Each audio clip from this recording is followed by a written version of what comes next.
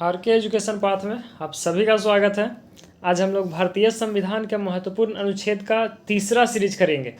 इसके पहले 2 सीरीज हम लोगों ने कर लिया है और ये जो भी एग्ज़ाम है एसएससी रेलवे या कोई भी एग्ज़ाम हो जिसमें पॉलिटी से क्वेश्चन आते हैं उसके लिए वीडियो इम्पोर्टेंट है।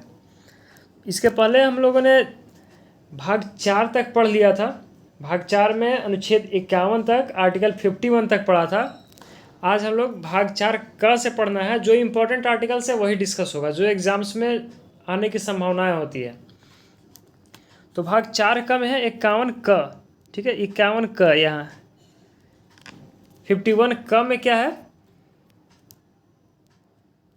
मूल कर्तव्य, ठीक है। 51 क में मूल कर्तव्य है जो कि स्वर्ण सिंह की ये समिति के सिफारिश पर लाया गया 42वां संविधान संशोधन के द्वारा।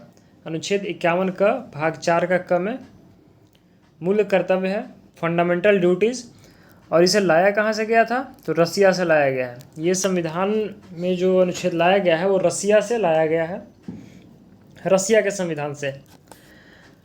अब आगे है भाग 5, ठीक है।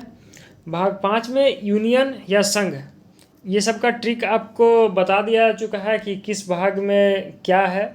वो पीछे वीडियो में आपको बताया जा चुका है ट्रिक।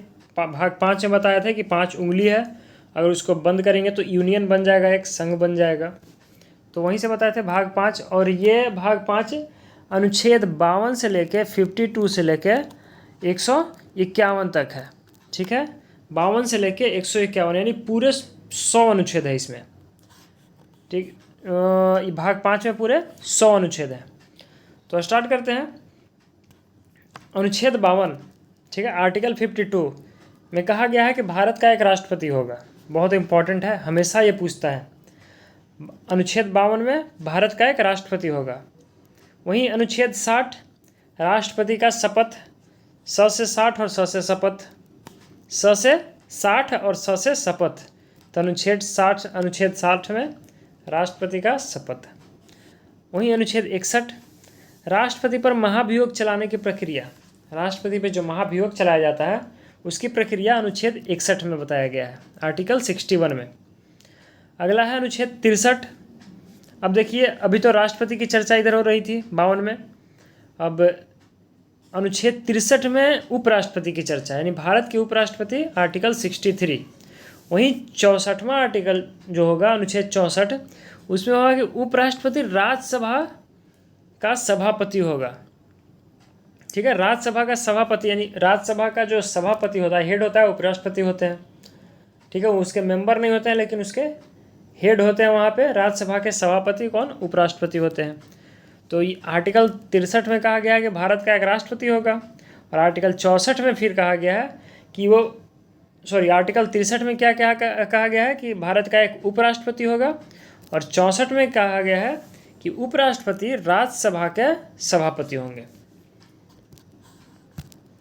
आगे है अनुच्छेद 71, आर्टिकल 71। इसमें कहा गया है कि राष्ट्रपति या उपराष्ट्रपति, ये दोनों के बीच के निर्वाचन में अगर कोई भी विवाद उत्पन्न होता है तो वो सीधे उच्चतम न्यायालय में जाएगा, ठीक है। हाई कोर्ट में, सिविल, ये डिस्ट्रिक्ट कोर्ट, ये सब कुछ नहीं, डायरेक्ट कहाँ जाएगा? उच्चतम न्यायालय में जाएगा। राष्ट्रपति और उपराष्ट्रपति के चुनाव से अगर कुछ भी विवाद होता है तो वो डायरेक्ट उच्च न्यायालय में जाएगा, उच्चतम न्यायालय में जाएगा, यानी सुप्रीम कोर्ट में जाएगा। यह अनुच्छेद 71 के तहत कहा गया है। वहीं अनुच्छेद 72, आर्टिकल 72, इसमें राष्ट्रपति के क्षमादान की शक्तियाँ हैं, ठीक है। बहुत सारी ऐसी जो पनिशमेंट मिलती है, जैसे मृत्युदंड हो गया या बहुत सारे और पनिशमेंट, उसमें राष्ट्रपति उसमें क्षमादान, कुछ ये अल्पीकरण या क्षमा कर सकता है उसमें। तो ये अनुच्छेद 72 में बताया गया है, आर्टिकल 72, राष्ट्रपति के क्षमादान की शक्तियाँ। आर्टिकल 74, अनुच्छेद 74, राष्ट्रपति की सहायता और सलाह देने के लिए मंत्रिपरिषद। अब राष्ट्रपति खुद से तो सारा काम करेंगे नहीं, उनको सलाह चाहिए कहीं ना कहीं से। तो 72 में क्षमादान का था, 72 में क्षमादान का था, ठीक है। और 74 में क्या हो गया? अनुच्छेद 74 में राष्ट्रपति की सहायता और सलाह देने के लिए मंत्रिपरिषद, ठीक है। तो 74 में राष्ट्रपति को सहायता के लिए क्या होगा, मंत्रिपरिषद का एक होगा गठन। तो ये अनुच्छेद 74 में है। अनुच्छेद 76 आर्टिकल 76 महान्यायवादी यानी अटॉर्नी जनरल जिसको कहते हैं इंग्लिश में, अनुच्छेद 76 में है महान्यायवादी। ये भारत सरकार का एक वकील की तरह काम करते हैं, ये भारत सरकार के वकील होते हैं एक तरह से। अनुच्छेद 76 में है महान्यायवादी।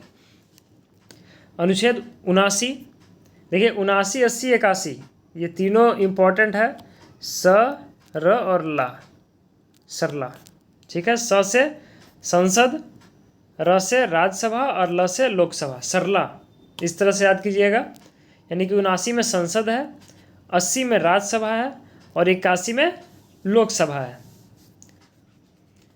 अगला है आर्टिकल 89, 89 कहता है राज्यसभा का सभापति और उपसभापति। 89 में चर्चा क्या है कि राज्यसभा का सभापति और उपसभापति होगा, ठीक है। राज्यसभा का सभापति कौन होता है, उपराष्ट्रपति, ठीक है। और ये चर्चा आपको पीछे बता दिया जा चुका है कि 63 में उपराष्ट्रपति और 64 में क्या बताया गया है कि राज्यसभा का वो सभापति होगा, उपराष्ट्रपति। तो वही 89 में बोला गया है कि राज्यसभा का सभापति और उपसभापति की चर्चा कहाँ है, आर्टिकल 89 में, यानी 89 में। वहीं लोकसभा में भी होंगे अध्यक्ष और उपाध्यक्ष, तो इनकी चर्चा 89 से 4 आगे आइएगा तो 93 में, 93, ठीक है। 93 में लोकसभा का अध्यक्ष और उपाध्यक्ष और 89 में राज्यसभा का सभापति और उपसभापति। याद ऐसे रखिएगा कि पहले राज्यसभा को ज़्यादा ये वैल्यू दिया जाता है प्रोटोकॉल के तहत, एक तरह से पावर ज़्यादा लोकसभा में होती है, लेकिन वैल्यू तो राज्यसभा को ज़्यादा दिया जाता है प्रोटोकॉल के तहत। तो पहले आ जाएगा राज्यसभा का सभापति उपसभापति, उसके बाद लोकसभा के अध्यक्ष और उपाध्यक्ष। 89 में राज्यसभा का सभापति और उपसभापति और अनुच्छेद 93 में लोकसभा का अध्यक्ष और उपाध्यक्ष। आगे है अनुच्छेद 97 आर्टिकल 97। इसमें जो सभापति और उपसभापति हैं या फिर अध्यक्ष या उपाध्यक्ष हैं, इनकी वेतन भत्ता का इसमें जिक्र किया गया है अनुच्छेद 97 में। वहीं अनुच्छेद 108 दोनों सदनों का संयुक्त बैठक, राज्यसभा और लोकसभा कोई बिल को लेकर अगर विवाद हुआ तो दोनों सदनों का संयुक्त बैठक होगा, ये आर्टिकल 108 में कहा गया है। ये ऑस्ट्रेलिया से लाया गया है, दोनों सदनों का संयुक्त बैठक ऑस्ट्रेलिया के संविधान से लाया गया है।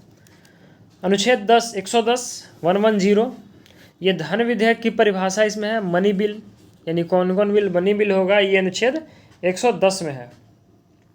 वहीं अनुच्छेद 112 वार्षिक वित्तीय विवरण, देखिए बजट नहीं है, वार्षिक वित्तीय विवरण, ये अनुच्छेद 112 में है, जिसको हम लोग आम बोलचाल की भाषा में बजट बोलते हैं। लेकिन बजट की जगह पे संविधान में क्या लाया गया है, वार्षिक वित्तीय विवरण बताया गया है, ठीक है। तो एक बार हम लोग फिर से रिवाइज कर लेते हैं कि हम लोगों ने क्या पढ़ा अभी।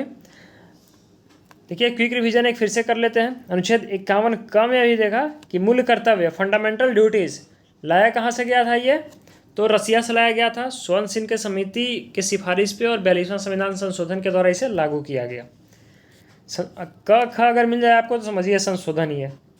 भाग पाँच बताए थे आपको कि 52 से लेकर 151 तक है। 52 में राष्ट्रपति, वहीं 60 से 60 से शपथ होता है, राष्ट्रपति का शपथ। अनुच्छेद 61 में राष्ट्रपति पर महाभियोग चलाने की प्रक्रिया है, 61 में महाभियोग के तहत हटाया जा सकता है। 63 में भारत का उपराष्ट्रपति होगा। अनुच्छेद 64 में उपराष्ट्रपति जो है वो राज्यसभा के सभापति होंगे, ये अनुच्छेद 64 में है। अनुच्छेद 71 में बताया गया है राष्ट्रपति या उपराष्ट्रपति के निर्वाचन में जो भी विवाद आएगा वो डायरेक्ट उच्चतम न्यायालय में जाएगा, सुप्रीम कोर्ट में जाएगा। अनुच्छेद 72 में कहा गया है राष्ट्रपति की क्षमादान की कुछ शक्तियां हैं, राष्ट्रपति क्षमा कर सकते हैं। अनुच्छेद 74 में है राष्ट्रपति की सहायता और सलाह देने के लिए क्या होंगे, मंत्रिपरिषद का एक गठन होगा जिसके हेड प्रधानमंत्री रहते हैं। अनुच्छेद 76 में महान्यायवादी यानी अटॉर्नी जनरल जो कि भारत सरकार के वकील होते हैं। अनुच्छेद 79 और 80 और 81 79, 80, 81 ये तीनों बताए थे सरला करके, स से संसद, र से राज्यसभा और ल से लोकसभा। 80 में राज्यसभा, 81 में लोकसभा। अनुच्छेद 89 राज्यसभा का सभापति और उपसभापति होगा, अनुच्छेद 89 में था। अनुच्छेद 93 में क्या है कि लोकसभा का अध्यक्ष और उपाध्यक्ष होगा, अनुच्छेद 93 में लोकसभा का अध्यक्ष और उपाध्यक्ष होगा। अगला अनुच्छेद 97 था। अनुच्छेद 97 में क्या है कि सभापति और उपसभापति या फिर अध्यक्ष और उपाध्यक्ष अभी जो हम लोग पढ़े, ये इनके वेतन भत्ते के बारे में चर्चा अनुच्छेद 97 में है। वहीं अनुच्छेद 108 में ज्वाइंट सिटिंग की बात की गई है, दोनों सदनों के संयुक्त बैठक, ऑस्ट्रेलिया के संविधान से लाया गया है इसे। अनुच्छेद 110 धन विधेयक की परिभाषा है मनी बिल, ठीक है। और अनुच्छेद 112 वार्षिक वित्तीय विवरण, जिसे आम बोलचाल की भाषा में हम लोग बजट कहते हैं। तो आज के लिए इतना ही, फिर मिलेंगे इस सीरीज में अगले वीडियो में। तब तक के लिए जय हिंद।